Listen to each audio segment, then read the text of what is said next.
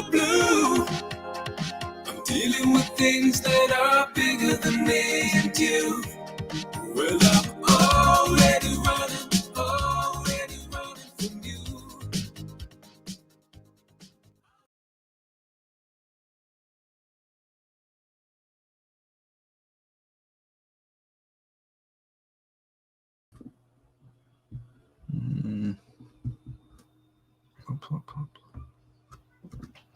Sorry, everyone.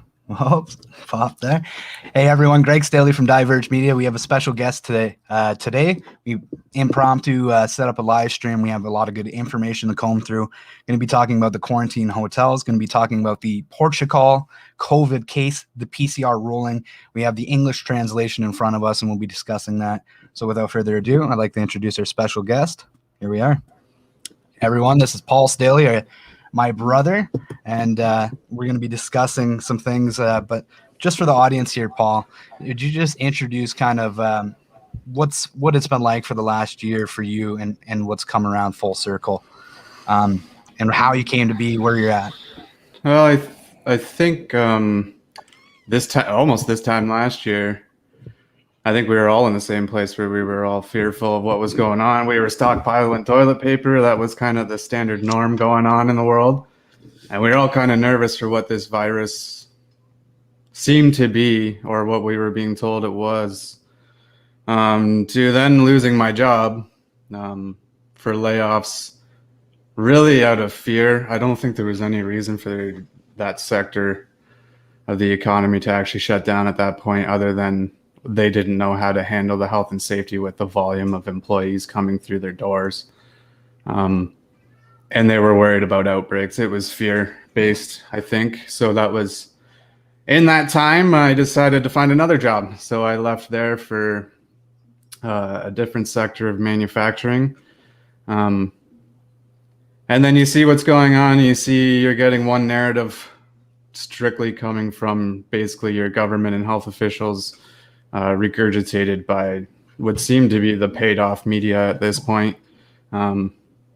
And then you see the medical journals come out and they say the exact opposite. You see the court cases come out, they say the exact opposite.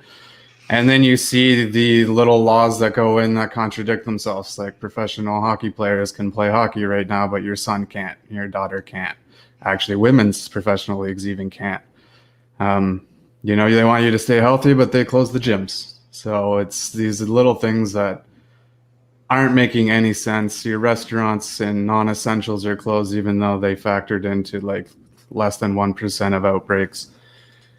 So as the timeline's gone on, you start to kind of get to a point where you're, raising your eyebrows to the point where now you're just rolling your eyes and you're emailing your MPs and being vocal online, because apparently that's what our health officials and politicians listen to these days. So that's kind of where we're at. And kind of for people who don't know my background, I'm business, media arts. I'm also in the manufacturing sector right now. And that's kind of where I'm at and what I'm about. So do you feel like it was one thing for you?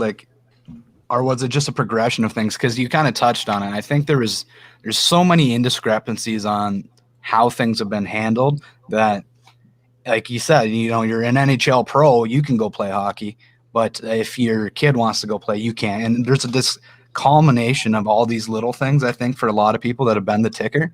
Or was it something that you read in a medical paper that you went, oh, and then a light turned off or turned on? Well, I think the PCR, learning about what the PCR was, and then learning what it was invented for, and then learning the CT rates that they ran it at, and then it's just these contradictions constantly from the beginning was, hey, we listen to China, we don't listen to China. Like, we listen to China because they told us these lockdowns work, but we don't listen to them when they did a study of 10 million asymptomatic people. And then we listen to the World Health Organization in regards to masking, but we don't listen to them when they say that the PCR test isn't valid at a 35 or 40 cycle rate, which is what Ontario and Quebec were running them at. So what do you listen to at that point if your own government's contradicting themselves? And if you're paying enough attention and you go to the medical journals, you see the citations on them that they seem valid. and they're Yep. coming from legit sources, and they're saying the opposite of what our government is doing. To me, at this point, politicians got involved in something that was medical that they know nothing about, and now it's all about optics and about being scared. They also have to worry about their voters, and which in turn is them just worrying about themselves in a moment where we need people to be selfless and worry about other people and make decisions that will protect our vulnerable sector.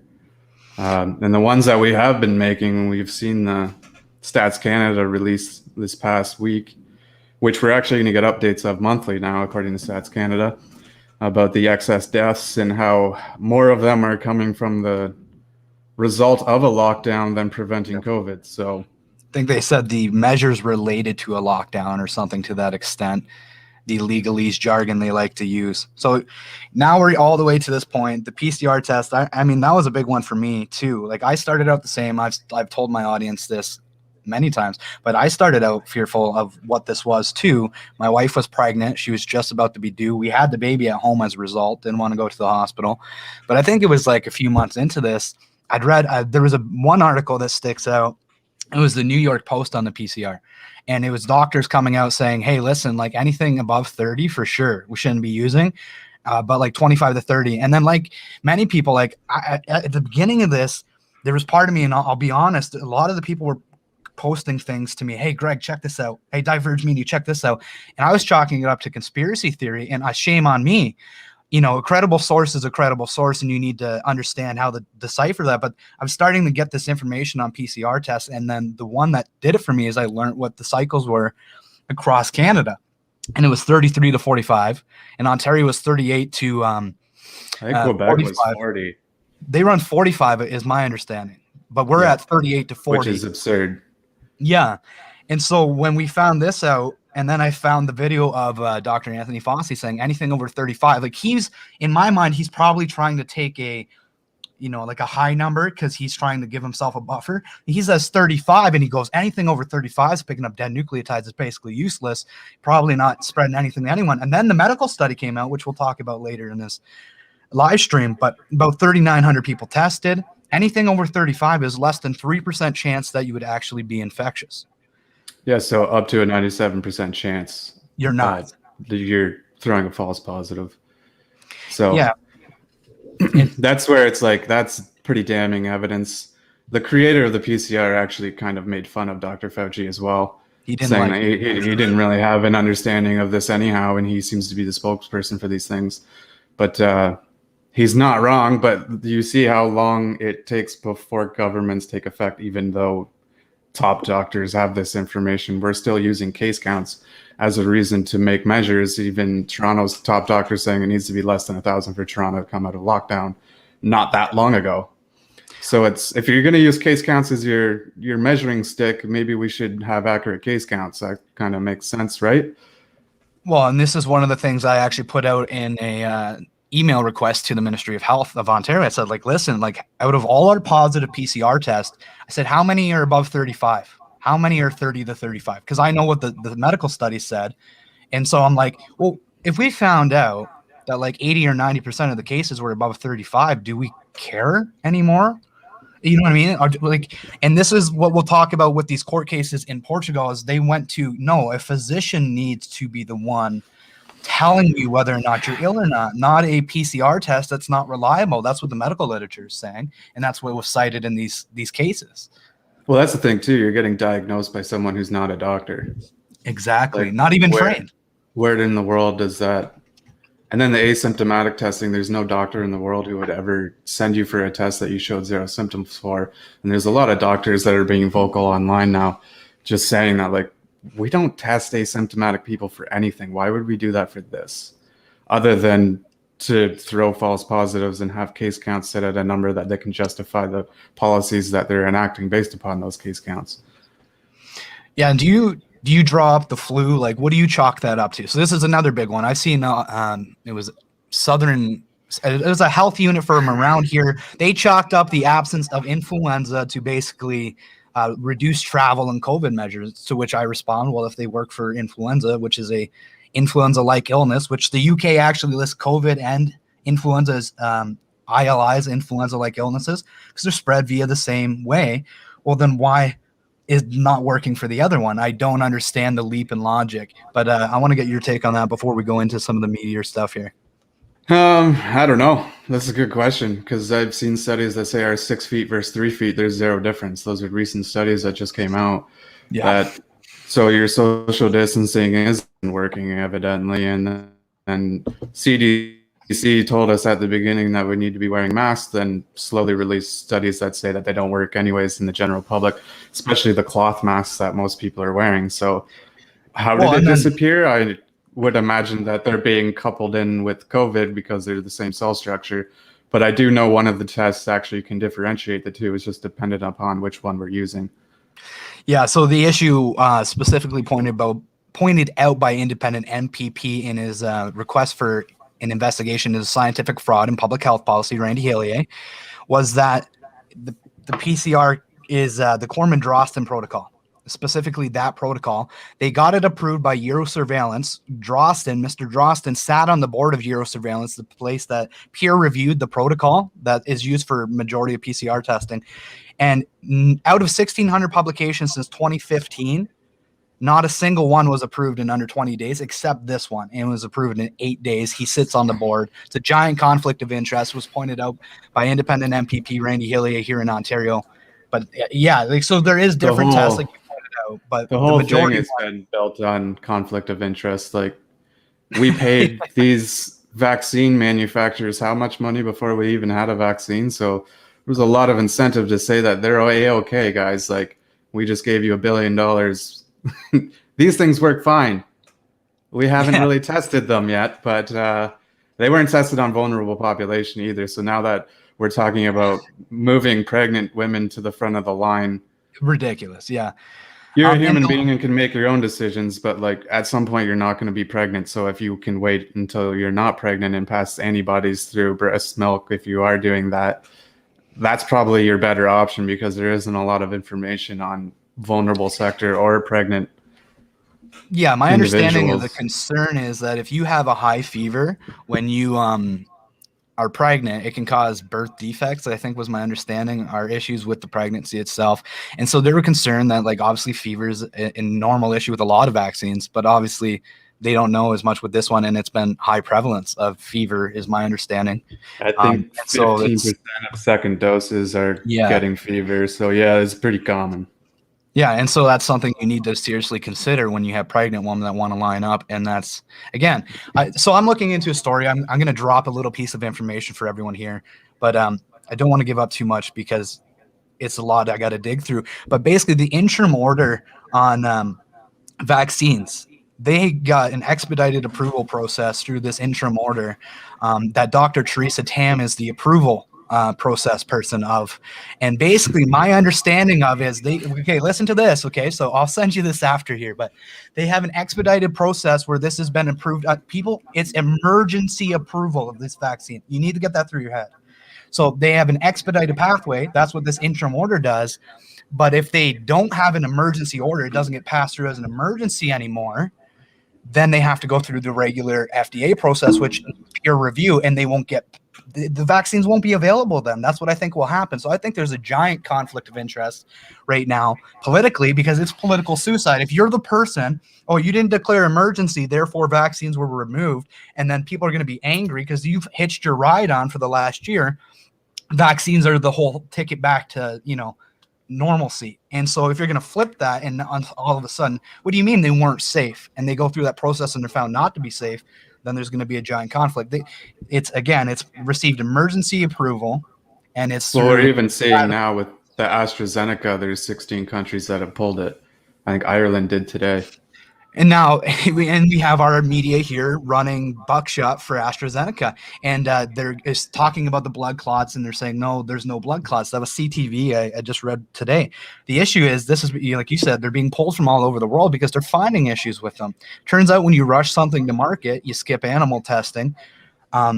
There's sometimes issues, and this is what we're seeing with the rushed rollout. This is completely new technology. It's not a traditional vaccine. And it seems like an odd time to start experimenting. Doesn't it? And where this is something else I'm going to look into in that interim order, but how many therapeutics are there out there now over the last course of, why do we even need a vaccine? So I'm going to put that out there and ask you what you think. But I just covered one a few weeks ago. There's a therapeutic out, ivermectin, hydrochloroquine, have actually shown to be pretty promising. Which is another thing that you're getting mixed reactions from the media and doctors. I think there's 28 different studies that say it is effective in some form or fashion. But Trump said it initially, and the thing with Trump saying is he said it before they had studied it and kind of jumped the gun and said it was the best thing ever. And they fact-checked it because they had full-time fact-checkers checking Trump at the time. And they said, no, they didn't have any information on it, so they squashed it. So now that there is studies, they're kind of just being cast aside because of what happened. And in all fairness, in the U.S., they put emergency measures in to have hydroxychloroquine prescribed so you wouldn't be disciplined as a doctor for COVID patients while they were studying it. Because pharmacies were threatening licenses, was my understanding. They were and the issue doctors. The issue that people had with that is that people that had malaria now were not able to get their hands on this because they drove their inventory down through prescribing it for COVID. So again, it was spun again against the president. And you can say what you want about Trump, but like where there's smoke, there was fire, and doctors were telling him that there might be something here and we need to study it, but he jumped the gun on it a bit. And because of that, it kind of got squashed and cast aside. And now you got to fight to get that information out and have any, merit to it or anybody actually listen to you. Well, we've talked about this before, but it's anchor points. Like psychologically, people have anchor points. And once they've decided something, most people are stubborn, whether they realize it or not. And they don't want to change their mind. I wasn't wrong. You were wrong. I know it. And I had a bunch of people tell me that were smart, that I was right. So shut up. That's basically that's the problem with the general public being involved in medical science, is that it's forever changing and we take the most recent information. So you have to be able to change your mind and keep up with facts. And as new studies and more citations get added to these things, you need to listen to them and see what's changed. You need to be willing to be wrong at all times. Pretty much, yeah. You need to be accepting of new facts. All right. Well, let's get into it. We got a lot of good stuff for everyone here tonight. Or today, this afternoon. Wow, I'm so used to doing night shows, but here we are. Let's go into quarantine hotels and their legal challenges. So come up here. Sorry, everyone. I'm running the live stream all by myself. Canadian Constitution Foundation. On March 8th, 2021, the CCF launched a legal challenge of the federal quarantine hotel requirement. Joining the CCF as applicants are 5 other individuals who wish to fight this unjustified limit on their charter-protected rights to enter Canada. Forcing Canadians to pay $2,000 out of pocket for hotel expenses cannot be justified. Amen. When more proportional response to the COVID-19 pandemic are possible. They are unnecessary when piled on top of existing requirements, like the requirements for multiple tests and to quarantine in your home for 14 days. Some health measures are necessary to combat COVID-19, but these quarantine hotels get the balance wrong. We can prevent the spread of COVID-19 while still protecting the fundamental rights of Canadians. So we'll just leave it at that. There's an article you had, I think, is this it here? Legal challenge? So this is what CTV reported on March 19th. They got it sped up, so I think March 19th is the day it goes into court. I don't know the lawyer involved, but I assume he handpicked the individuals that he's bringing forward because there's 5 of them, and they're all 5 were valid reasons in the public's eyes, I think you would say, to travel in terms of family death or illness. But if this stuff is going to go away, it's going to be through the courts. This is step 1, getting rid of the quarantine hotels. As they say, you don't mess with the money, and people are getting charged absurd amounts of money to be there. And it's concerning. People, again, with the conspiracy theories, everybody said that this is conspiracy theory, then all of a sudden it turns out true. And now we're reeling to try and get it sorted out, right? So essentially, people are kind of getting wise about it now, realizing that I can't remember what the amount for the ticket is to refuse, but it's cheaper than the hotel. Yeah, I think it's like $2,000 to be at the hotel. I think I know which way I would lean. Yeah, I'll take my chances, right? It feels like, you know what, like it wasn't necessarily a bad idea, the concept of a quarantine hotel or something. For If that's non-Canadians, for non-Canadians you're coming if in, you or have- if somebody genuinely got sick and couldn't stay away from family and they were that concerned. it'd be a But place to man, go that you could actually legitimately quarantine without being around other individuals, including your own family. Yeah. See, that yeah, to me would be something that you could do in a medical setting, not a Sheraton hotel in Toronto. Like, it feels like the hotels are in a hard place. The government comes around, says, here's money, run a quarantine facility. And they go, well, you shut down everything anyways. I can't really make money on travel. Okay. And it feels like this quasi system that's set up where they're like, we're the problem and the solution. Here we come, right? well, I have friends who work in that industry, and like the amount of layoffs they've had, like there's no one working. Like, especially in the maintenance departments, it's like they're down to the nitty gritty, and they're not well run, to be honest. They're laying off guys who are only qualified on a certain amount of planes, and then they got to go out and find guys to work on those planes because they laid them off, even though they shouldn't have. So it's every time there's a government change to travel restrictions, it's just a waiting game for them to wait for someone else to get laid off as well. But they're down, I think, like 95% travel. Well, on that topic, we'll wait for the bailout. It's coming on the back end. Like they have to for sure. But instead of allowing someone else to buy it and run it better, we'll just bail them out and they can run it into the ground again, I suppose. Well, that's what's going to come. On that topic, a business survey, Q1 2021, Stats Canada, the Daily released. Get this, 40% of businesses surveyed said government regulations are a fear they have as an obstacle in the next 3 months of their business. It's not half of businesses basically are going, listen, government, you're a problem, and I see it being a problem in the next 3 months, are continuing to be. What a terrible time to start a business. And I wanted to talk to you about, like, what if you were one of those people, why would you want to start a probably business sitting on your money right now. If I was looking to start a business, I'm probably sitting on money right now and waiting for the back end of this when, unfortunately, people are going out of business and you're going to get a value buy to start it.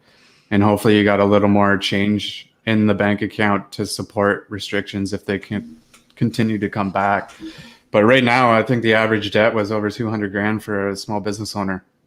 They're just taking on debt, racking up credit card debt, just trying to stay afloat until the restrictions are gone. And every time they, kind of work with the government and get sanitizers put up and get barriers put up and get signs put everywhere and make sure that they're doing this, that, contact tracing, and invest all that money in that and training your employees to do that, then they're like, we're closing you again. So, we just spent $10,000 on this and now we can't even get that money back.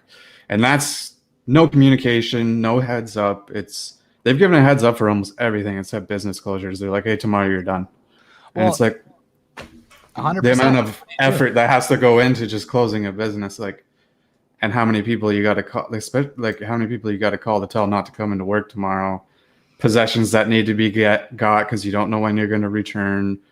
There's so many little things that go into that like a heads up would be great, guys, so we can figure out our finances first and foremost, or try and wrap up projects and our contractual obligations so that we don't leave our clients hanging as well. But zero heads up from our government doing that. And the irony in Ontario is Mr. Premier Ford ran on, we're open for business kind of thing. And we've been one of the hardest lockdown provinces, if not, well, I can't say I think Quebec takes the cake with 8 p.m. curfews and heavy police presence to enforce it. But yeah, they're protesting pretty hard. I've seen over the weekend, look like 10,000 strong or something like that. We've covered them for months, way before this really got heated and things were just starting to get heated. And we went and we stood in one place at the one protest we went, and they marched to the CBC broadcaster. And I think we stood there for 15 minutes, start to end, just watching people fill the street, walk past us. And it must have been I always overestimate crowds. It's really hard to estimate crowds. But it must have been 5,000 to 10,000 people. On the low end 5, but up to 10, and it filled out. gathered around a stage, and I laughed because we seen the CBC up in their headquarters taking pictures for their their article the next day. Didn't want to come down and hang out with you, eh? Yeah, couldn't be bothered to come down and join the crowd for their pictures. So they were taking aerial views. But no, they've been vocal for a long time, and I think Quebec's kind of the trendsetter in being outspoken. But ironically, they've also been the hardest hit with restrictions, as you see in the video. And they used case counts to warrant those restrictions, and then the PCR test is in question. So, oh, absolutely. Well, let's get into the next heavy story, I guess. COVID PCR test reliability doubtful. Portugal judges. Let me just pull it up here. Try to find the one I'm looking for. So this is Portugal News. Wait, no, that's not the one we wanted. We wanted the Manila Times. So basically, Manila Times talks about it. They go through the historic ruling. Lisbon, Portugal, declared that PCR tests are unreliable and lockdowns unlawful. Comprehensive article on the literature of PCR. And they give reference to this specific article in medical literature, Jafar al. So specifically right here, this is the result, among others. This is the English translation of the court case for everyone here. Sorry. Of the very incomprehensive correlation study between 3,790 PCR positive samples and positive cell, blah, blah, blah. Big, long-winded thing, but here, where's the medical study? Is this the one? That's not the one I want. So this is what happens when you have too much up. I have the medical study, post-lockdown, that's 10 million. Oh, I do have it. So I think with this court case, it's not going to set any precedent in Canada, but it is a talking point. It is somewhere to look and reference and point and cite in a court battle. The World Health Organization has already said the same thing. There's a lot of information out there that says that the PCR isn't being used properly. And the creator of it even said that like it shouldn't be used for viruses because you got to narrow it down to a certain amount to separate the cell structure enough, but not too much. Because if you break it down too much, you're basically detecting everything that's normal and within your immune system. And you probably are going to find something, right? Like, it's like finding dust in a vent. Like, here's from I did find it here. It's clinical infectious diseases out of Oxford Academic. It's the correlation 3,790 tests. Basically, here's what they're saying. They did 250,000 tests for 179,000 patients. So that stood out to me because they're basically saying almost double the amount of tests per patient. So positive results don't necessarily correlate to people. But up to the end of May, 3,790 of these samples reported are positive samples. Of these inoculated samples, anyways, we'll go down to here. Here's the meat of it. It can be observed that at a cycle threshold equal to 25, up to 70% of patients remain positive in culture, meaning like it's a viable virus that can infect other cells. Now, at a cycle threshold of 30, this value drops to only 20%. So now it's 80% would be non-infectious at that rate if you're cycled there. Now, they also don't tell you the cycle threshold you test positive at in Canada.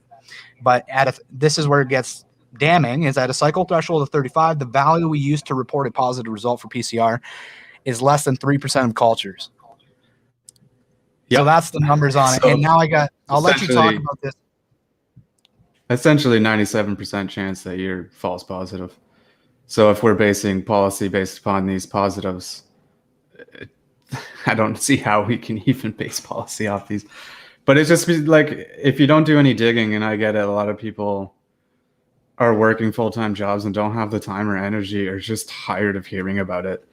But if you don't put up the fight and don't do your research and don't email your MPs, you're going to continue to be tired of hearing about it because it's going to continue to happen.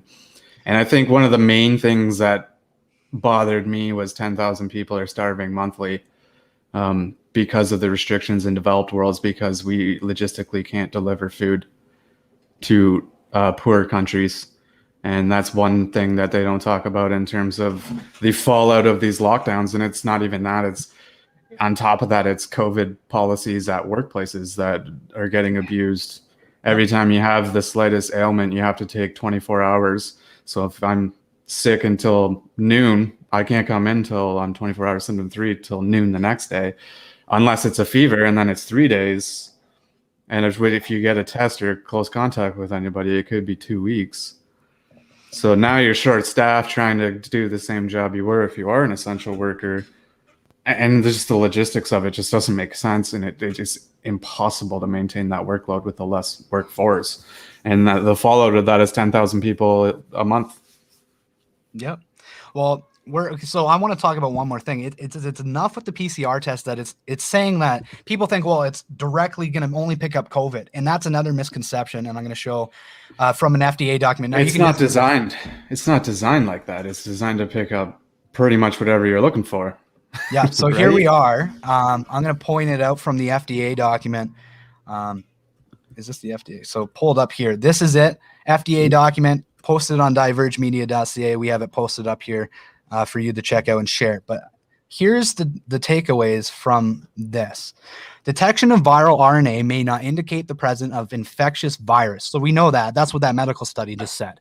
Or that 2019 nCoV is the causative agent for clinical symptoms. Stop. That's different. So it's saying that we can't say that COVID is the actual causative agent for the clinical symptoms, meaning you could be infected with something else. And they reconfirm this again when we see this test cannot rule out diseases caused by other bacterial or viral pathogens.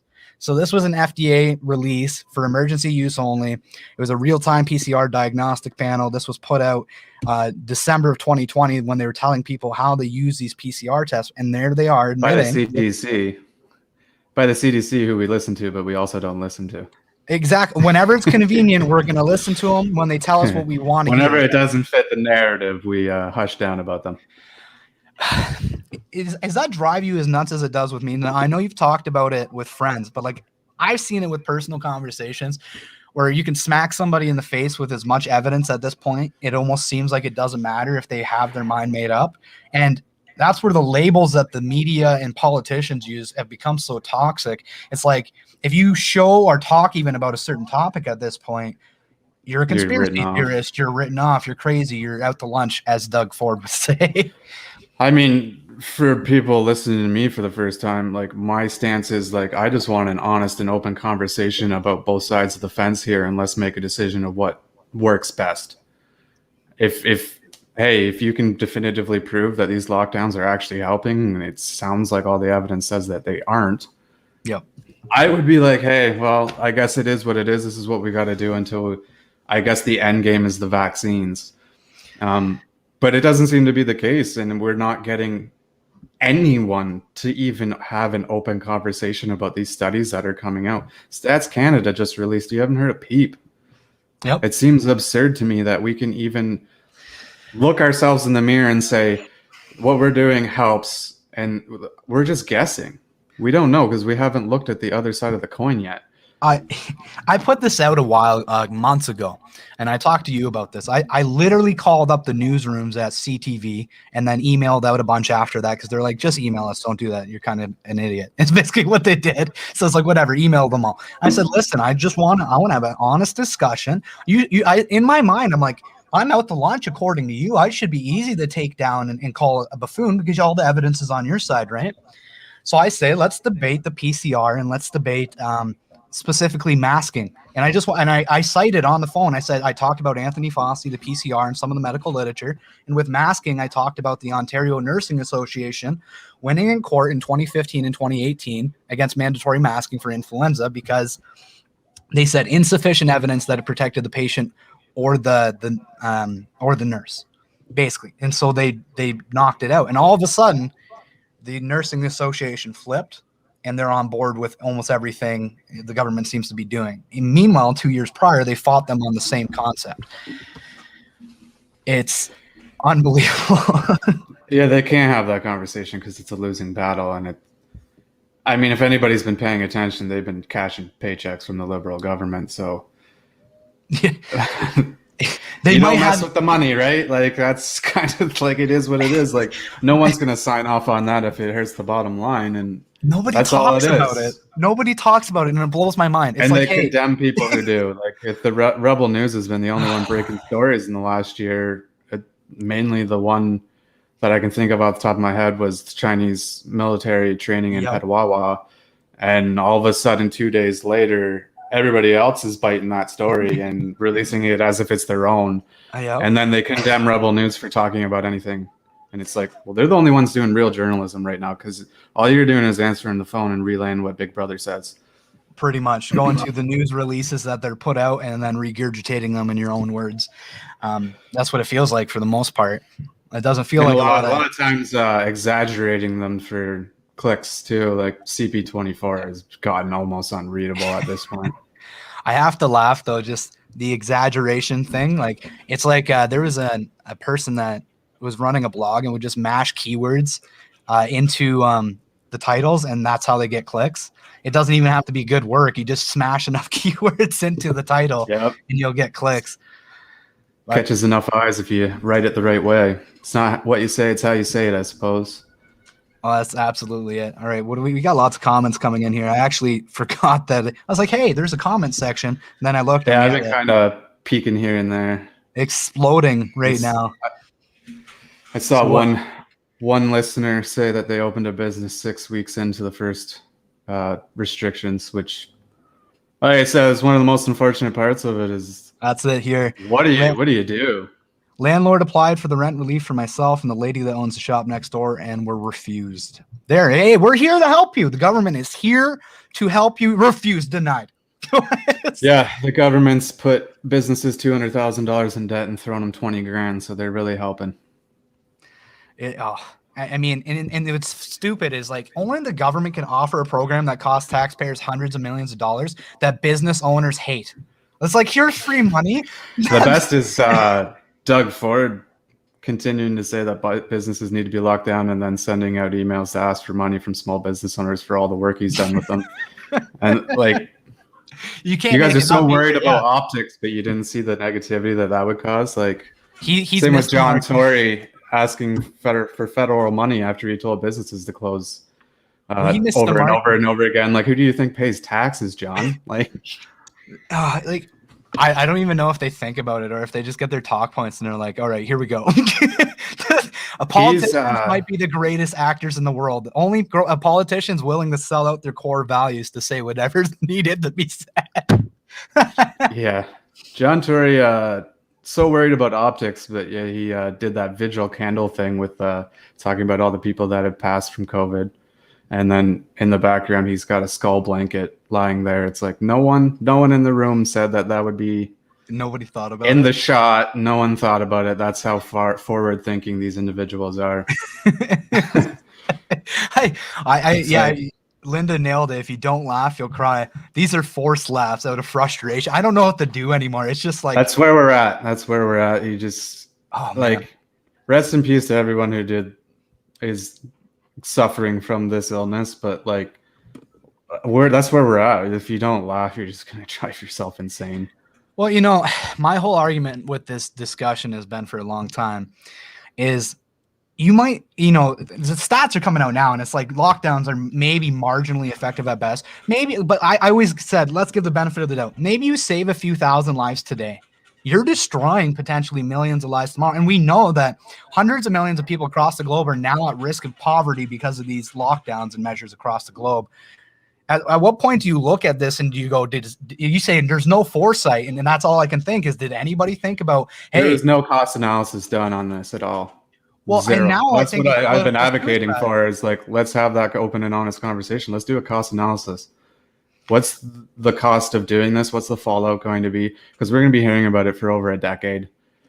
I think the issue is that the Karens and the Kens, the most vocal aspects of society, are driving the political narrative now, and you can't.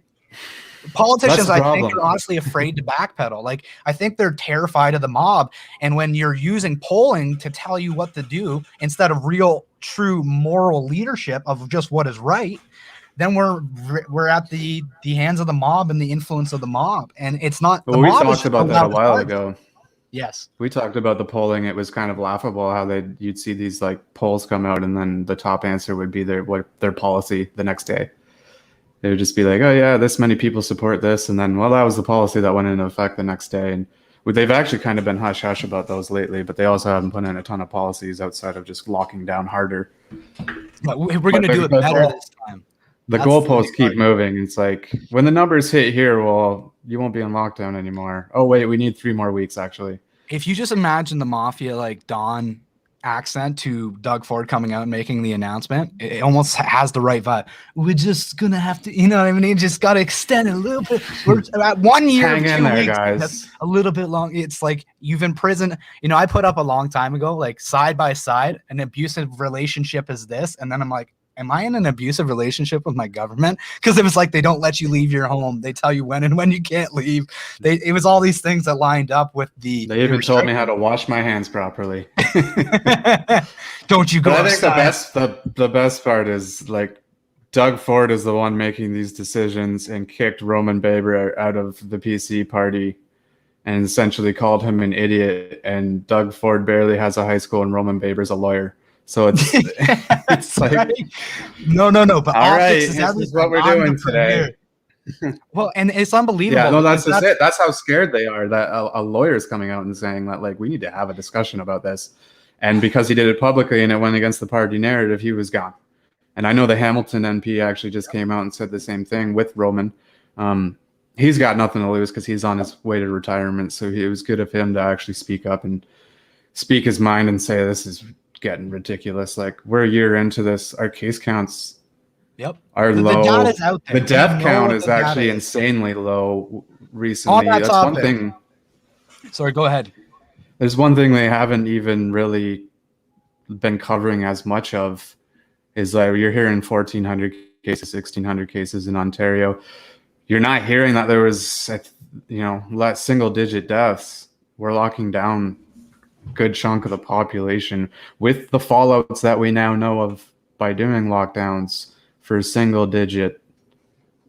Yeah, let me show you this. I got the COVID-19 data up for Ontario in front of me here. Sorry. Here we are. Okay, so deaths. This is the daily number of deaths reported. This is back in January. Like, when did we lock down? 26th of December, right?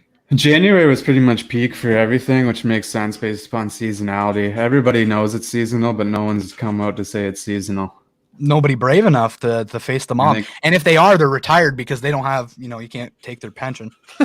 So can't take their job. But here we are today. That's another narrative that hasn't really, no one's shined a light on that yet. Oh, it's like prevalent. we've done all these things and locked down the working force when really we knew right from the beginning that our LTCs were getting just hammered, and all of our deaths were coming from the LTCs. And 96%. They deemed it too expensive. Actually, was the report that came out? Was it this week or last week that said that the scenarios that they wanted to put in place were too expensive, but we can throw millions of dollars at watches. Well, okay, I'm going to bring something up here in a second on that topic. Hospitalized currently today, 601, ICU 282. Remember when they said when we're under 1,000, we go back to normal? 186 on ventilator. What the hell happened? Like, those are the current numbers in Ontario. We go under 1,000, we get back to, and there's still areas in lockdown. And they just kept, like you say, they shift the goalpost. But at the end of the day, this can't keep going on. And we look at we know that 96% of deaths are in seniors. Let's protect the most vulnerable. And we know that roughly 70 or 75% of those deaths are actually long-term care and retirement facilities. So, I mean, it's a very localized issue. And my biggest pet peeve of this whole narrative, and I'll get your take on this, is healthcare, especially in long-term care and retirement homes, has been an issue for decades. Since we've been alive. Exactly. And all of a sudden, it's like, oh, it's COVID. And we had the military reports come out of Quebec, I believe it was, of a man laying in his own filth of piss and crap. And that's how they're being treated in some of these homes. And then it's like, well, they tested positive for a virus with a really unreliable test. No, it's COVID. Isn't that a convenient write-off? That's what I think about when I think about this. It's like, it almost feels like now they have a convenient write-off for neglect because they go through influenza season. I'm sure neglect's been a major thing in LTCs for a long time due to understaffing. Like, yes, absolutely. It's been like that in both sectors, public and private, for a long, long time. We used to take care of our elderly ourselves, and then that changed, and we rushed through these LTCs, and they're not the amount of money you're paying to be in one versus the treatment you get. Yes. It's kind of like being in a quarantine hotel. You're paying $2,000 for like 3-4 days and getting nothing out of it. 2,000 would be cheap. Like, a lot of these homes are astronomical for the families, and you have whole families pulling together the resources for their loved one. And many don't put their family members there because they want it. It's because they don't have the ability to provide. They don't have the medical equipment and the things that are needed. They can't afford a nurse to come to the home to take care of them. And you got to work. That's the issue that it's always been, is we're in dual income housing now. That you didn't, one person can't be home at all times of the day to care for them. And the cost of having someone else come in is astronomical. Yeah, you're right. It is 2-income households for the most part now, just to make ends meet, because the value of our currency's gone to shit. I remember from being a kid, I don't know like you, but I found an old grocery receipt of Dad's from like 2007, and I remember looking at it, and it would cost me it would be 70-80% more at least, and that's just on groceries. It's like that's one set of goods, and the dollar keeps definitely going, not on par with inflation. That's for sure. It's even 2% 6 months ago, my grocery right bill was $30 cheaper. It was gone up about 20% in the last year, I think. Yeah, that's what you're finding, is about $30 a grocery shop. So imagine somebody on a limited income, fixed income, retirement, here's your pension. They're getting hosed right now because of the spending correlated with lockdowns. And people don't talk about that, but we're $1.2 trillion now in debt, and they wanted 56%. Well, we don't really know that because we haven't got a budget yet.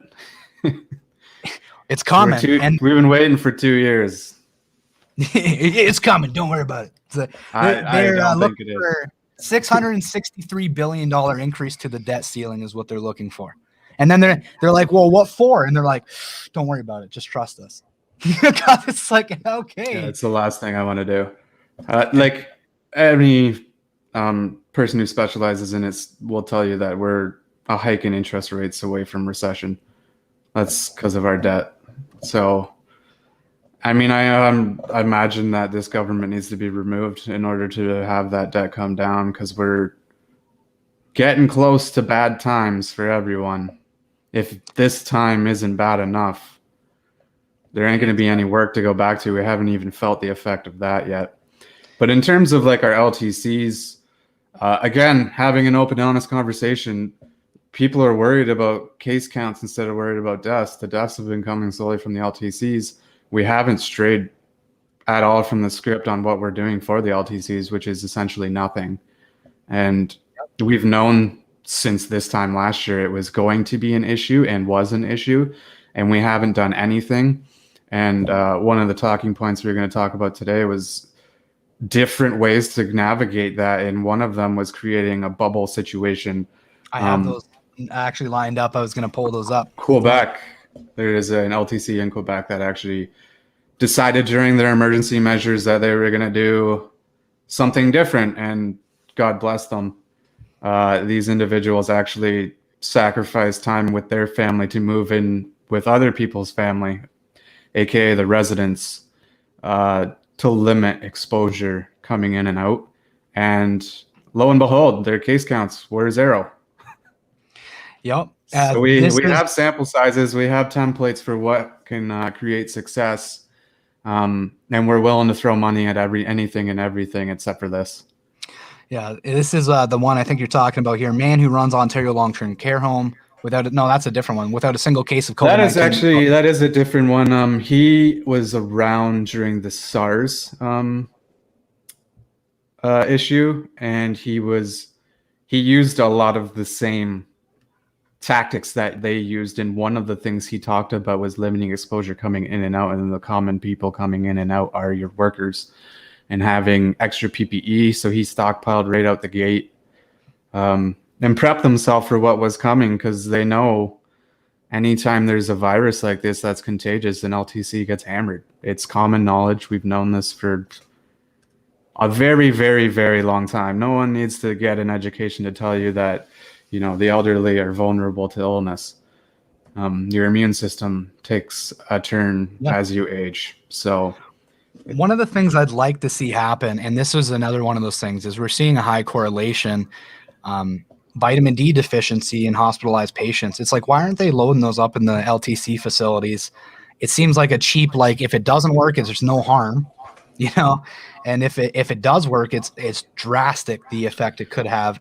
And I think like what I would have started with was just one LTC and see how we can do it, see how we have to compensate these workers, what we need. And they already did that for you. You saved money. Fantastic.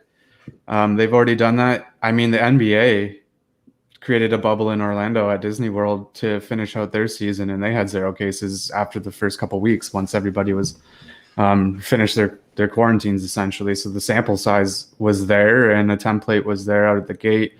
That should have at least raised the question at the table to say, hey, is there something here? Is this something that we could actually try?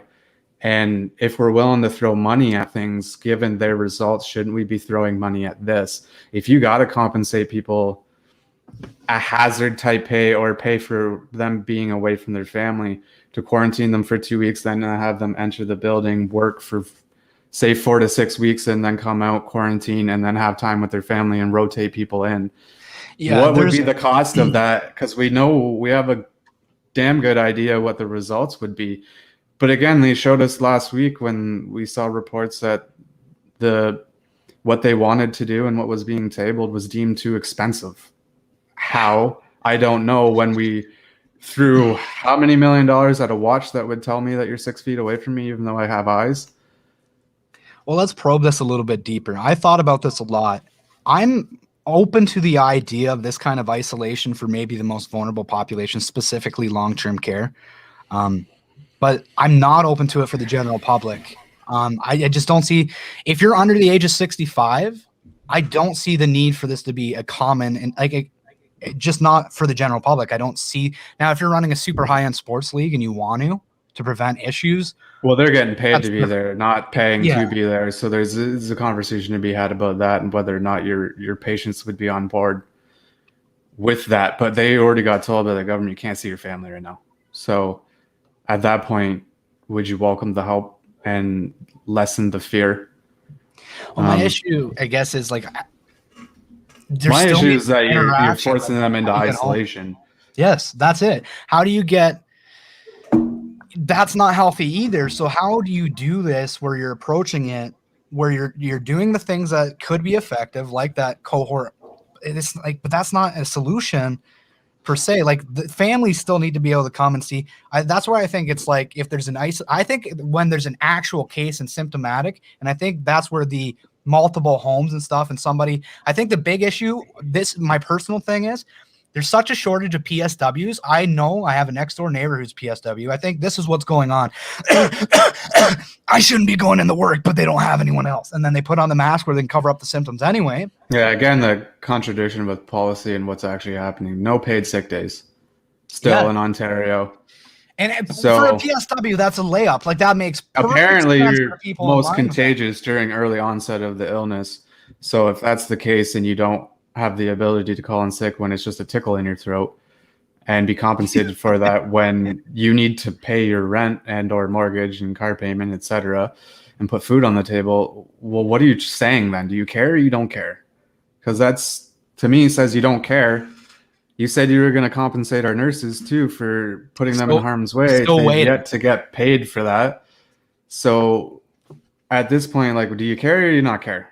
Like, just let me know so I can base my opinion of you on it.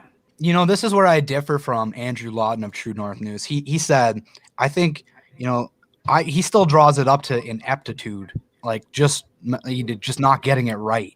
And I'm like, nah, they've had too much time. Now it's you got a year sample size to look at right now. We're past like it's optics. It's optics now. They're too scared to stray from the norm. It's commonly accepted that you can just lock down a society, and people are like, okay, I guess this is what we got to do today.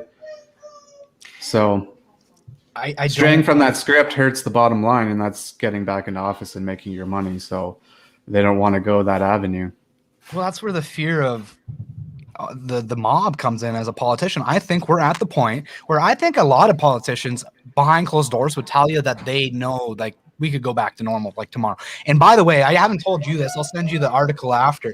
But the whole social distancing thing too, like, all of this policy is based on like fear. I get it was like preventative measures initially. Yes. Just because they were thinking they didn't know how this is going to roll out, and they didn't really know. And then we never corrected. We never strayed from that. The social It's distancing thing was actually a 14 or 15-year-old girl whose dad was in the Bush administration. She developed a school project of modeling where she showed that if you isolated sick people, there was less illness spread. And it was a model. And then her dad literally gave that to the president. And that's literally they implemented. They're like, well, that's social distance. It will limit the spread according to this model that a 15-year-old proposed to her dad. I kid you not. in theory could work, but But what does the data say? Right? If you're not sick, you're not we sick. have none yet. This is my biggest issue with this whole thing is because it's the crux of the mask argument. It's the crux of the social distancing. It's the crux of you can't go see family. It's when did healthy people become such a fear? Like when did we as a society decide let's focus in on the less than 5% of the problem to approach the problem?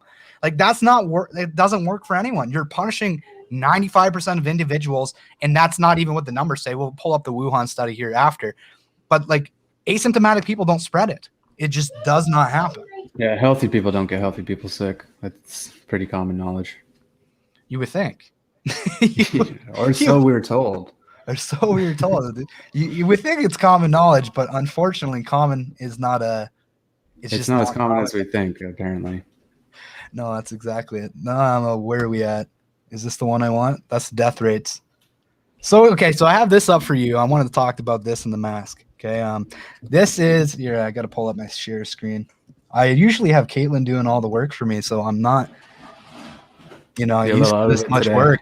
Yeah, I don't thank her enough for how much work she saves me. You're starting to appreciate all the work.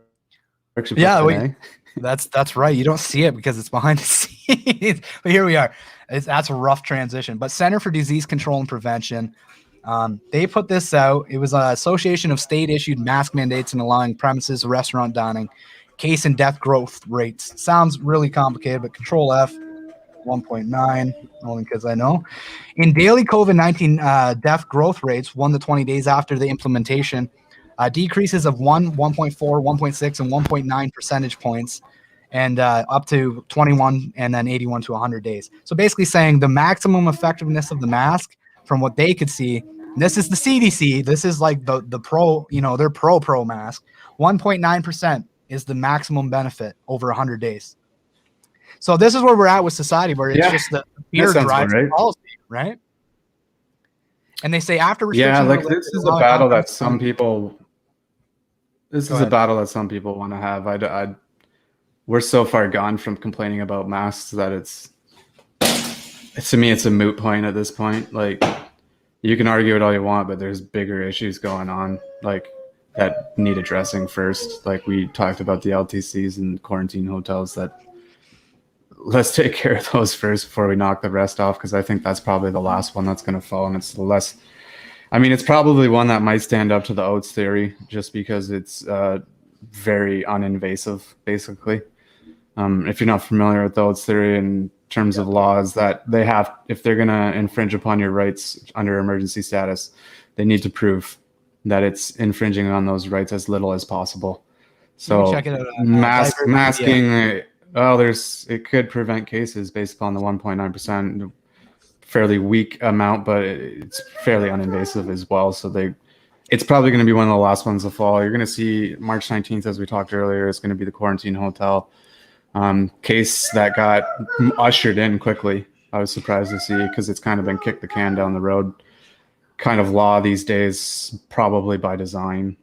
I can see what you mean about the mask not meeting the invasive proportion of the Oakes proportionality test. I think it may, though, when you see that, if people are reusing them, and that there was one study, actual proper use of the mask was less than 15% of the population. Yeah, like I don't know if it's government mandated, but we do, I know a lot of workplaces do audits on PPE, and now that normal PPE is masking, I think every month is 60%. 60% of people are wearing it properly, and that's under a work policy where you can get disciplined for it. So in general public where there isn't anything, exactly, where there isn't anything, it's going to be minimal. Well, yeah. So, but I do think there is harms to masking, specifically when you're wearing them for prolonged periods of time. They get moist, soiled. Specifically see an issue with workplaces where they have strong enforcement, and and it's like physically exhausting. I think those types people keep bringing up construction workers for some reason because a lot of them don't wear it. But how do you wear a mask outdoors in a physical labor job where you're probably breathing heavily, sweating, prone to the elements? They've already said you shouldn't be wearing a mask at the gym because the sweat can clog it and restrict breathing. So I don't know why we even have to have that argument. And then physicians, in the case of my wife, they won't write a doctor's note because they're afraid of the consequences for themselves. And my wife has a decade plus history of issues that were documented, and her doctor said, hey, I acknowledge that, but I don't feel comfortable writing an exemption. Literally what he said. So you have this quasi system. Nobody will write an exemption. It's getting to the point where if you got people that have, and it's like marginally, this whole thing pisses me off so much. It's marginally effective in the perfect circumstances. Warren, perfectly correct. And then that's just it. We haven't really accounted for so hard against society because of it. You're watching elderly people with oxygen tanks be refused entry to stores because no mask, no service. Basically, it's like, oh man, are we okay with that? I mean, in all fairness, it's their right to refuse entry because it is a public place, but it's owned privately. So, I mean, if you say I have a medical exemption, they need to allow you to do what you got to do. Under the Human Rights Code, they can't refuse. There's a quasi system set up. The bylaw says they can't ask about the exemption. So as long as they don't ask about it, that was their reasoning. But the Human Rights Code says that you must provide equal opportunity service. Meaning if you can go in with a mask and shop in my store, I can't say you don't have a mask, you can't shop in my store. You have to provide alternatives. So I think that's where the threshold of like curbside and delivery has to at least be met. See, that's the narrative that would get brought up if it ever got in the court, is that we offer like 5 different services that you don't need to wear one. That's still discrimination, though. Can't come in, touch it, look at it, feel it. You know what I mean? It is. Present. It is. Yeah. Where do you fall on that? It is. Do you think it's... I feel like the mask thing, they've driven so much fear that it's not even... I don't enjoy it. They could get rid of the policy today, and I feel like 70% of the population would still be wearing them. Like, I don't know. I don't know. That is a good question. I don't know. We're in mental headspace right now. Like I've heard people say that they've seen people jump in the street to avoid walking beside somebody and almost get hit by vehicles. So that's where we're at in terms of our mental headspace. So yeah, you're probably not far off. That a lot of people would still continue to do it. You're seeing that in the States right now with a lot of states that have pretty much dropped all restrictions, and a lot of people still are masking. Yeah, they think it's the right thing to do. It's been hammered into them again and again and again. Repetition's key, right? On that topic, I want to hit home with one more study, and then I think we'll close up for our live stream here today. But this was the Wuhan study you mentioned earlier in the live stream, and we've covered it before, but for people who haven't seen it, they tested roughly 10 million residents. What did the results say? So we're going to pull it up for you here. Now, this was in Europe Med. This has been published around a lot, so it'll be in a bunch of different publications. But post-lockdown, SARS-CoV-2, nucleic acid screening in nearly 10 million residents. I put in viable as my search, come down the second one. Out of the 10 million, there were 34,424 previously recovered COVID-19 cases who participated in the screening. Of those, 107 tested positive again, giving a re-positive rate of 0.310%. Virus cultures were negative for all asymptomatic positive and re-positive cases, indicating no viable virus in positive cases detected in the study, meaning they tested 10 million people. There was no quite positive... a large sample size. Yes, it's a fair sample size, you would say. And none of the people were actually infectious. If you had been infected with COVID already, they didn't have a viable virus, meaning weren't able to infect another cell. And if you were asymptomatic, you didn't have viable virus. So what I'm hearing is asymptomatic spread is a waste of time and resources. Isn't a thing. And it goes against what doctors will tell you, is that they don't test people for non-symptomatic. If you issued a test for things that you didn't show symptoms for, it would be quite expensive. So it's one of the first things they're taught is to not do that. Well, but yeah. 10 million is quite the sample size. But again, it comes back to that we listen to Wuhan and we don't listen to Wuhan. We listen to them about their lockdowns, but we're not going to listen to them about any other study that comes out of there that doesn't fit what we're doing. Same with the World Health Organization, same with the CDC. We follow their guidelines here, not here, here, not here. So it's, again, just the confusion that goes around. And the information's not getting out. That study's not getting out. People don't hear it. No, absolutely not. And then like the nature.com study that we haven't even really talked about that polled numerous countries that were using these semi-lockdown measures to say whether or not they worked, and they said they conclusively didn't. Where's that? And I don't know if I sent you that link, but that came out probably a couple weeks ago, and the ball kind of started rolling on, like, I think StatsCan followed up with their release shortly after that, and then it was like, okay, there's lots of evidence here, and it's still mainstream media isn't reporting it, so the average person probably doesn't really know about it. Because well, that's how it works. If the mainstream, I literally had somebody tell me they shared an article of mine, and the person said, "Well, I don't believe that because they're not mainstream media." And it's like, I suppose from the direct source, like CDC, FDA. What do you want? If you send them a medical journal from the Lancet, which is one of the most oldest and most respected journals there is, they're like, "This isn't mainstream media." I'm like, "No, it shouldn't be. It's more reputable than that." Well, trying to be, and when we take pride in that with our work here, I really don't give my opinion much on our live streams. I basically go through the information, say, here's what it says, here's what that means to me, take it or leave it. You don't have to agree with me, but you get ripped apart if you voice your opinion in today's landscape. But like I said, my opinion is we need to have an open and honest discussion and have a cost analysis done on what works, what doesn't work. Otherwise, we're just guessing, and it's not like we're guessing on small things here. We're guessing on people's lives. We've turned people's lives and livelihoods upside down on an unreliable test, forced them to wear a mask, strike fear into them on masking that's proven to be marginally effective at best under the perfect circumstances. Court cases with precedent was set, and I think we're at the point where politicians can't admit they handled it wrong, and so they're doubling down. Despite how obvious it is to everyone that's starting to look at these things and wake up, they're doubling down because they're just hoping. It's like, if, Catherine McKenna, if you tell a lie and you truly believe it and you tell it enough times, people will totally believe you. I think that's where politicians are at. See, I don't know if these guys, I don't believe any of these politicians lied out the gate. They were just doing what they thought would work best, but none of them wanted to admit failure. So now we're stuck doing it. Well, that's what I think everybody was in the same boat initially. We didn't know what this was.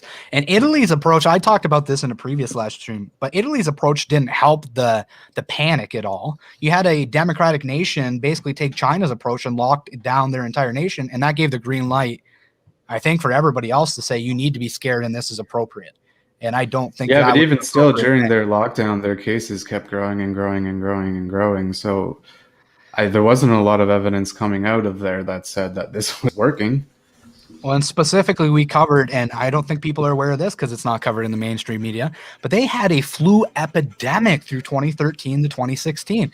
There's a study that came out in 2019. They had more excess deaths in 2016 than in the Second World War from influenza. And their population is a lot different than ours. They're very vulnerable. Population. Yep. I think smoking's rampant there, as well as the average age is higher than what Canada's is.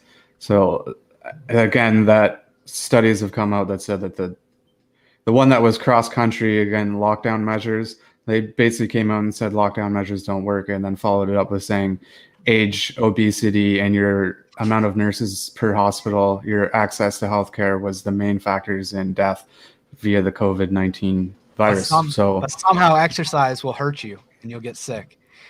The contradictions keep coming. Hey, obesity was a huge comorbidity in hospitalized deaths. Maybe we should want to promote health in people and get them to the gym. No, shut those down. This is those little counterproductive, you would think. You would think. I think it's those little things that have had more of an effect long term on people's viewpoint of the whole narrative than it is any one smoking gun. I think it's the numerous discrepancies. Yeah, I think for the most part, there's 10% of people on one side of it that believe everything, and 10% of people on the other side that don't believe anything, and then there's 80% in the middle that's just trying to figure this thing out, like, but no one's listening, and that's where we're at. I want to get your opinion, and we'll close out on it. But what do you see as the solution to get to the point where people are willing to hear this information? Because I know you have a lot more friends that are probably counter to where I stand on this, obviously. So I know you're hearing it more. How do we have those conversations with people that vehemently disagree with us and may actually think we're, crazy, out to lunch, cuckoo?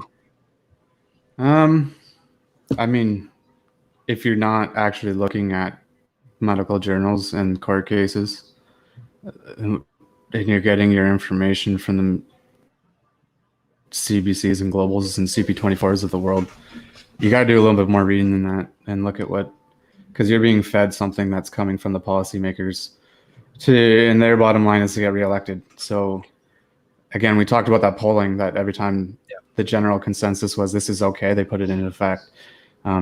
So that's what they care about, is the optics of this rather than the effectiveness of it. They even said the LTC things that they wanted to implement were too expensive. So what do they care? Do they not care?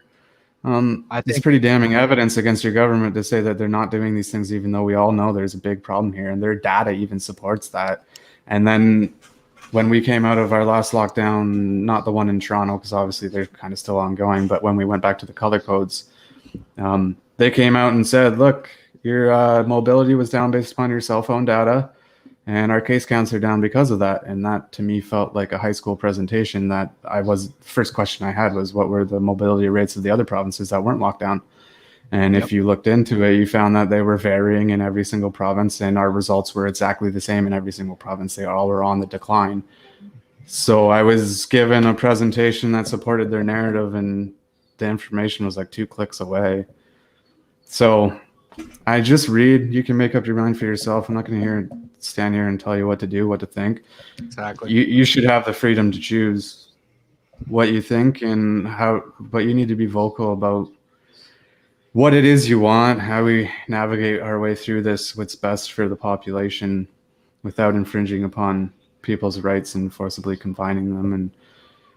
But my issue's always been we haven't done enough for the LTCs, and we haven't had a cost analysis to actually talk about, well, how do we go about best solving this? Because we're kind of hearing a one-sided story, and we are just guessing if we're only getting a one-sided story. Well, exactly. And that's where I think skepticism of media needs to be considered. And I would frame it for people this way. Listen, they're in an industry where a lot of these outlets would fail if the government wasn't paying them.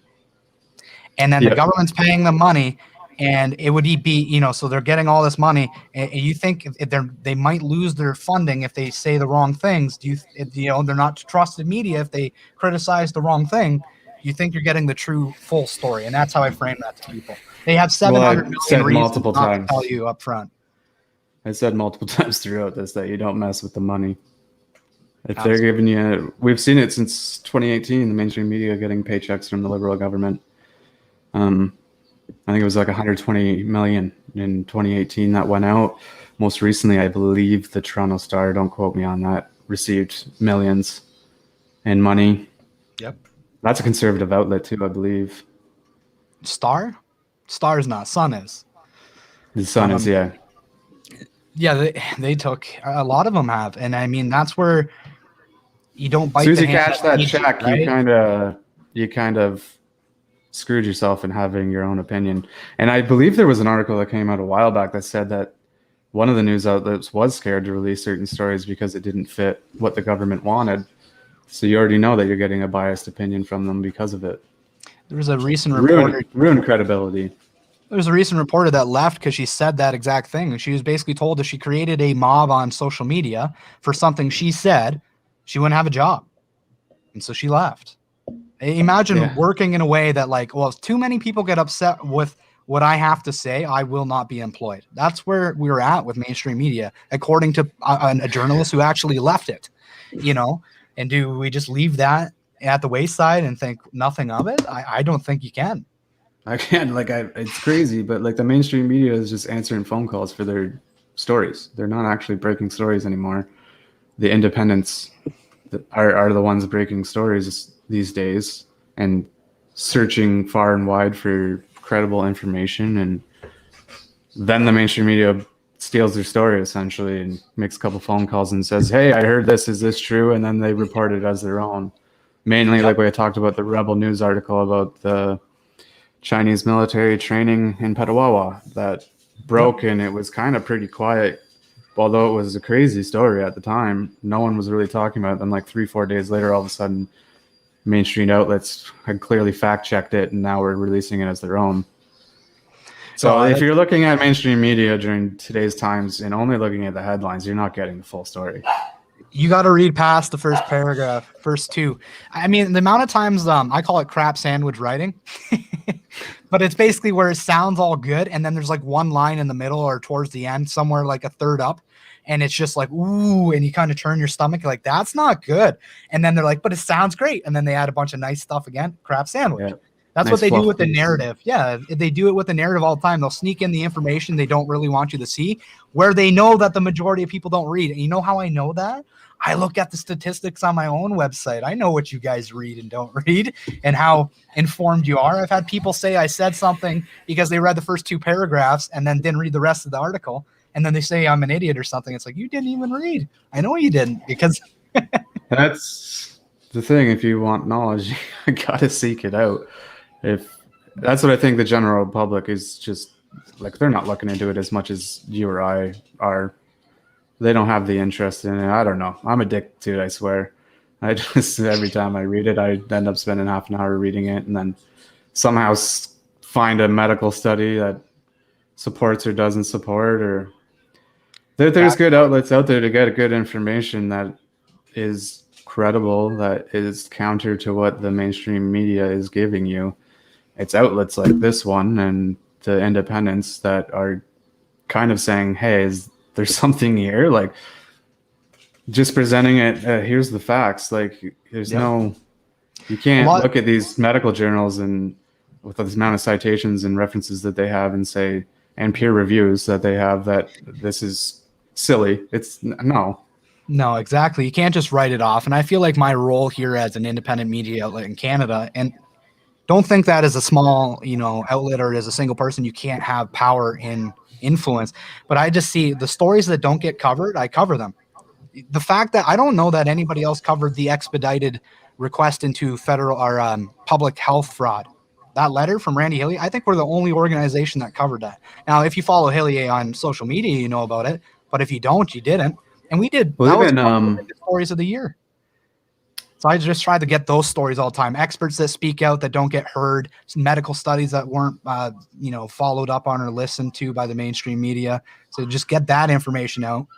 And a lot of times, people, that's enough to change their mind. They see what's out there, and could just be open to new information. And this is the medical community. You have to be. It comes as you study it. So you need to be open. Then you need to just be able to kind of fact check and know that it's coming from credible sources and stick to those credible sources and read the studies, and can't read headlines and hand wash stories and come to conclusions on these things.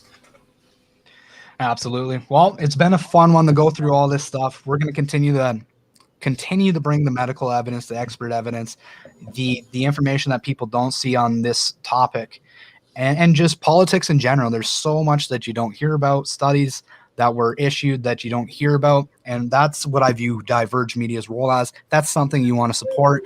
Hit the subscribe button. Go to divergemedia.ca for financial support. We have our hats for sale, 35, shipped through Canada, post to your door, as well as you can directly donate to help support independent media coverage like this. Is there anything you want to leave people here with, Paul? No, I just, I've already said my avenue is cost analysis is what I'm advocating for, and open and honest discussion about both sides of the coin here, and infringe on our rights as little as necessary. Obviously, we're within the law if they can prove that it is as little as possible and it actually helps, but what's going on right now isn't that. So just keep your eyes and ears tuned for what's going on. I think March 19th is the first court case for quarantine hotels, so that'll be an interesting read coming up. Yeah, we'll keep our eyes on that and be reporting on it as it comes out. That's the CCF challenge, I believe. But we thank you, everybody, for tuning in. It's been a good turnout. And thank you, Paul, for joining us today. Thank you for having me. All right. Cheers, everyone.